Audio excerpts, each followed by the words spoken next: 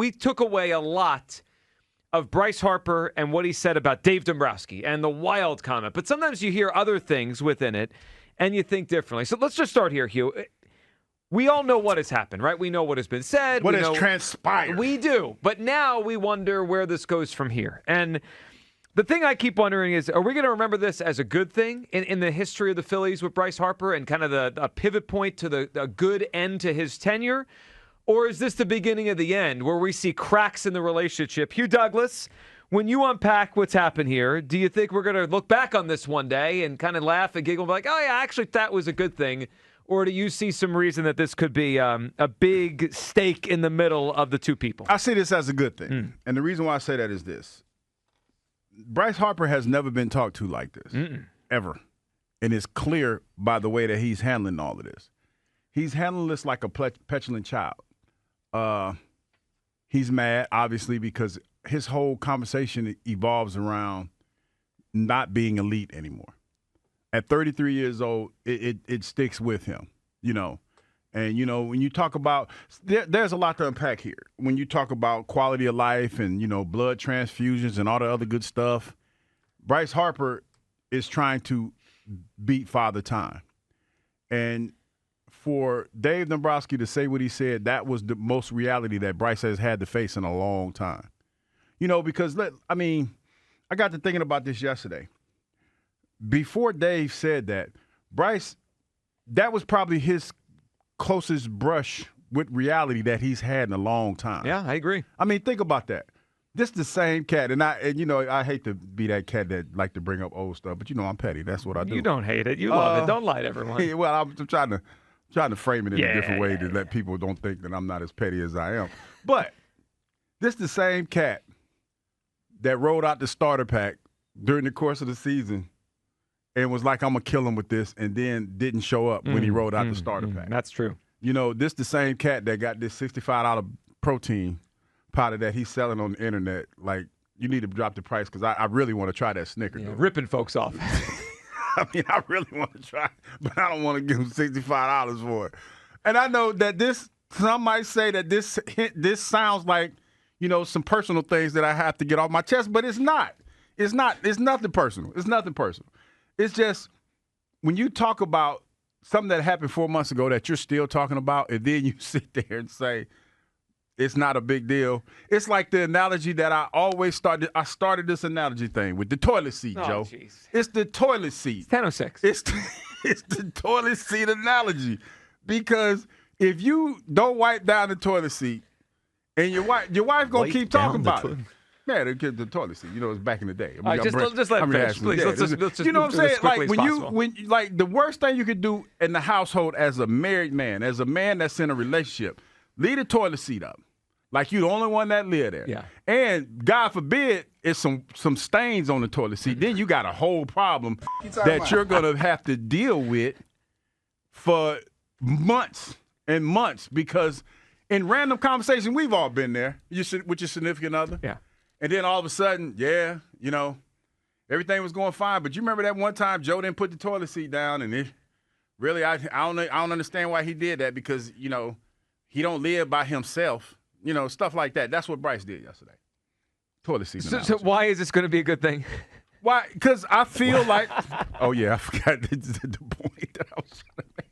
Because – I feel like this is the motivation that he needs to get us over the top. There it is. He's motivated. I wanted to make sure we put a bow tie on that one. We just tied that thing up. My bag. I forgot to tie it off. I get it. All right. So I love that we have Coping Douglas today, and I bet a lot of people out there are going to cope and say, yeah, this is going to be a good thing. I hope you guys are right. But as I sit here, I think what happened... That game this weekend going to be big, Joe. Oh, yeah, it starts with spring training. That's what it says on the banner on YouTube right now. Hugh Douglas, it starts with spring training. But Even though he might not play. It's a big game. Here is where I'm at on this. I think it is way more likely that what happened in October and then what happened Sunday when Bryce spoke is the beginning of the end of the Phillies and Bryce Harper's relationship than something we're just going to laugh about years from now. This is a crack. This is a crack in the foundation of what was supposed to be a 13-year marriage. That's what we're doing here. And, you know, sometimes people can have differences. This happens all the time. It happens in real life, analogies, whether it be toilet seats or not, right? We all have disagreements. And anger will dissipate. Like Bryce Harper's anger will fade at some point.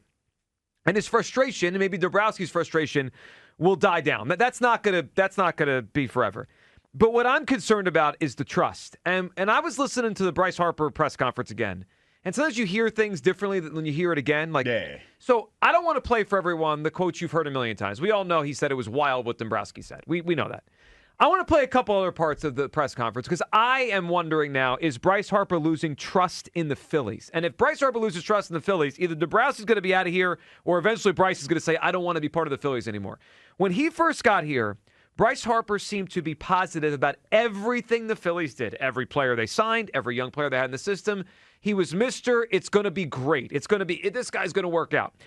And on Sunday, when he was asked about the Phillies, not Dombrowski, just like the overall operation, I sensed he didn't feel as trustworthy as he used to. Let's listen to Bryce Harper first talking about the four-hole hitter and what it was last year and kind of what it is right now. But you've always said that it doesn't really matter who's hitting behind you. You're still not going to get. You can maybe have Aaron Judge hit behind you. You might still not see anything in the strike zone. Does that matter to you? Who's hitting behind you, or how much of an impact do you think it makes? I think it's a huge impact in the four spot. I mean, I think anybody. It doesn't matter if it's me or Schwartz, because if Schwartz is sitting there, the same thing's going to kind of happen, right?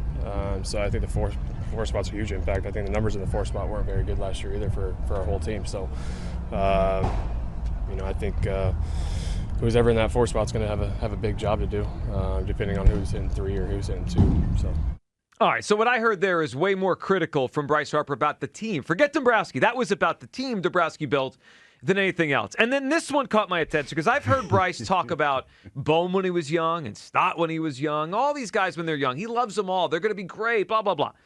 He's asked about Andrew Painter. And just listen to the tone he has here because this sounded way more to me like, I don't know, we'll see.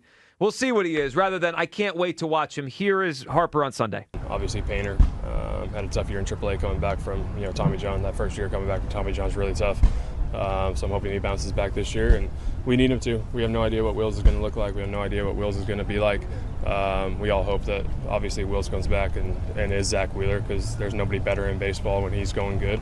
But we have no idea. So we have no idea. No idea. Hope, no idea. Hugh, this is a guy, since Bryce Harper got here, he was almost like half part of the team as a player and half GM, half like ambassador for the team. Like he felt different than other players. Yeah, he used to wear the little pandering outfits and everything. All that. Yeah. And you know what I got on Sunday? I felt he separated himself. I felt for the first time Bryce Harper started to talk about the Phillies in terms of I don't know, we'll see. And that, to me, is a major departure from the way he used to talk. And I'm wondering now if he's lost trust in Dombrowski and the front office and the whole operation. It's why I don't think this is going to be a good thing. Even if he has a good year, is he going to trust these guys again? Or is he on red alert and high alert that they might not know what they're doing? Let me tell you what I heard. And this is going off of what was talked about the last couple of days, Joe. I heard a guy that don't want to toe the company line anymore. I'm with you. He doesn't want to toe it because he feels betrayed because you talked about stuff that was in-house. But guess what you're doing? You're doing the same thing the organization's done. Oh, fighting fire with fire. Yeah. And so that's what that is. Now, as far as his year is concerned, I think he's going to have a good year because Bryce is at an impasse. Bryce is 33 years old, and whether we want to admit it or not, or what they call them, the Bryconites, whether they want to admit it or not. Is that what they are? I just the name. Did you make that up now? Because people call them Jalenites. Jalenites. Because I was listening. No, shout out to the morning show. I'm good with it. I didn't know about it. Shout out to the morning show. But I'm listening to the show this morning, and there was a lot of people that I felt were making excuses for Bryce. Well, and listen, this was Dombrowski's fault. No, and I get that. I understand that there's a lot of people culpable in this. But this happened, if we're being honest, as a man, this happened 4 months ago. Yeah, it did. And we're still talking about it. As a matter of fact, this is giving us life, if you want to be honest, because of how he feels. And as a man that was born in 1971. Way back.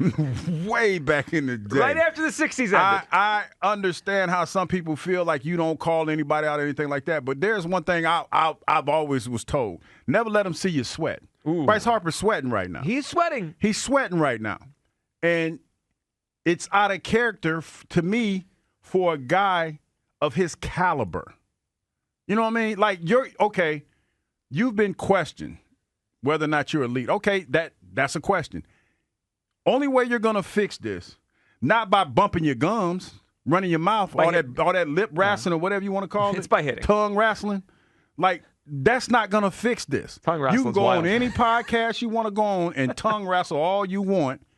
That's not going to fix this. No. The only thing that's going to fix this, Joe, is this weekend with this spring training game. Stop. Okay, maybe not this weekend. How about opening day? Okay, opening day. No, but seriously, all jokes aside, the only thing that's going to fix this is what you do with that bat in your hand on opening day. That's for sure. So like all this talk, like talk is cheap, man. Play the game. You know what this is the equivalent of?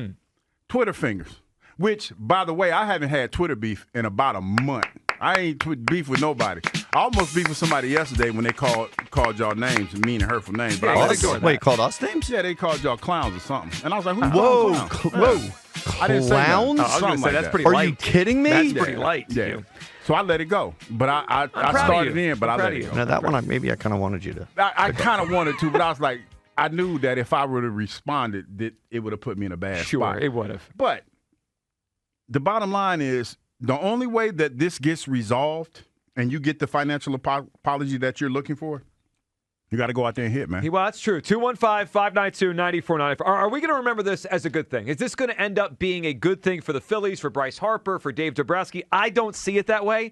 I think we're seeing here is a Bobby Clark, Eric Lindros, line in the sand being drawn, and we're going to look back on this as the beginning of the end of Bryce Harper with the Phillies. And now, again, I'm not trying to sound the alarms that he's going to ask out tomorrow. I don't think anything's happening today or tomorrow. But I sense distrust, and Hugh, I think I like the way you said it. He's not towing the company line anymore. So if I was John Middleton, that's who would be. I'd be sweating if I was John Middleton.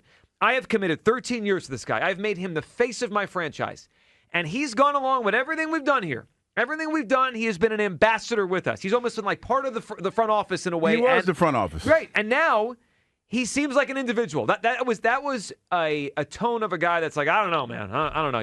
We'll see. We'll see what this team Dave Dombrowski put together. If I'm Dave, I'm not feeling good. And if I'm Middleton, I'm sweating if I'm Middleton. 215-592-9494. That is how you hop board. Kyle, what are you feeling? Is this going to be remembered as a good thing or not a good thing? So when you say good thing, I guess I'm really only thinking of it from the perspective of Bryce's situation. Okay. Because I don't know what the hell's going to happen with the team, whether they're going to be World Series contenders. Right, and that's really above Bryce. Right, and Dave ways. Dombrowski being out of here in a year, it's neither here nor there to me. I don't care. Like, it's not going to change Right, anything. it's about Bryce's time here. Exactly. So I guess really what it comes down to is, and I feel the same way as I did yesterday, in that I guess I'm like calling his bluff on the I don't get motivated by it thing. The stuff where he's talking about Painter and the tone shift sounds like a guy who's just still upset. Like he's being a baby. Or he's a kid that's still mad about you took his Xbox away or something. So he's got a tone with you. So now so now everything's sort of just it goes through that lens a little bit. So I think he's just mad, and that's sort of why you hear that tonal shift from Bryce there. But like I think it's pretty clear that no matter what he says, that he does get motivated by these things. Maybe it's a little bit of a different kind of motivation than he's used to. But all I know is that it's been in his head for 4 months. Sure has. I'll show you. Went in the batting cages wearing a not elite shirt. Well, no, they just made it for him. He wears a shirt. Right. Like whether he wants to admit it or not, he's going up to that plate on opening day thinking, oh, yeah, Dave? And as soon as he puts a ball in the seats in right field, he's going to be thinking, oh, yeah, Dave? Not like, elite. I'll show you. Yeah. Like, Not so elite. Of course he's motivated by this. And like, I actually, Dave was right and that he didn't have an elite season last year. But I mean, if you take out maybe the first like month and a half, 2 months of his season, he was probably trending more towards the version of Bryce Harper that we've been used to in the regular season than not. Well, that's probably why he's annoyed Dombrowski said what he said. Well, okay, but like, I mean, look, he's going to get over it in a way that like it's not going to eat away at him, but he's going to be thinking about it. It's going to be in the back of his head, and I do think it's going to be a little bit of a motivator for him. He is only 32 years old, and I know he's banged up every year. And it's not like a lock or a guarantee that he's going to be, the guy, the MVP version of Bryce Harper. But, like, I think there's still a really high possibility that we see a really great season out of Bryce Harper this season. Yeah, I just and look, 2 years ago, I think he finished sixth in MVP. It's not like we're 5 years removed from anything close to that. No. It's 2 years removed. One. And sometimes these are the type of motivations that you need. Now, are we talking about when you talk about whether or not he's going to toe the company line, now that's another conversation because I feel like, the only way that's going to really fix this, and there's a chance, because for all those people that are concerned about it and worried about it, there's a chance that he might ask out. Mm-hmm. But the way you fix that, you just throw some cash at it. Oh, wonderful. I'm just saying. Wonderful. This all roads lead back to what I tried to tell you like months ago. It really doesn't. It really does. Neither are good things for the Phillies. It really does. It can. Neither. Will it? It probably will. It probably will. If he asks out and they have to appease him or make him they're feel gonna better appease him. by giving him more money, then neither thing is good. Because if he asks out, we lose Bryce Harper. At this point, right now, he's not getting a contract. Yeah, extension after this. Why? He's not. I mean, first of all, it'd be insane for them to have this be directly related. Like for a contract extension to come off the heels of that, there's no way. Oh, they would look ridiculous. Because he feels like financial apologies are the absolute best apologies to get. And this is why. And this is why he's going to get one. But okay, let me just say this because this is how I feel like this is going to play out, and I am so optimistic. I know he's only one man. I know that. So don't start calling me mean and hurtful names and tweet me or whatever. But I feel like this could be the catalyst to get us to the World Series. Well, I hope you're right. And you did hit on a couple years ago that Nick Sirianni's haircut was the catalyst to get us to a Super Bowl, and you hit that. 215-592-9494. All right, your reaction to this, Bryce Harper, Dombrowski, do you think we're going to look back on this as a good thing? I don't. I think this is close. This is probably closer to the beginning of the end, and I would not be surprised if within a couple years Bryce Harper asks out of here. He was very trustworthy of this organization since he got here. I sense now he's no longer trusting what they're doing, and that is not great when you're in a relationship that is supposed to go 13 years. That in the middle of it, one party is now distrusting the other.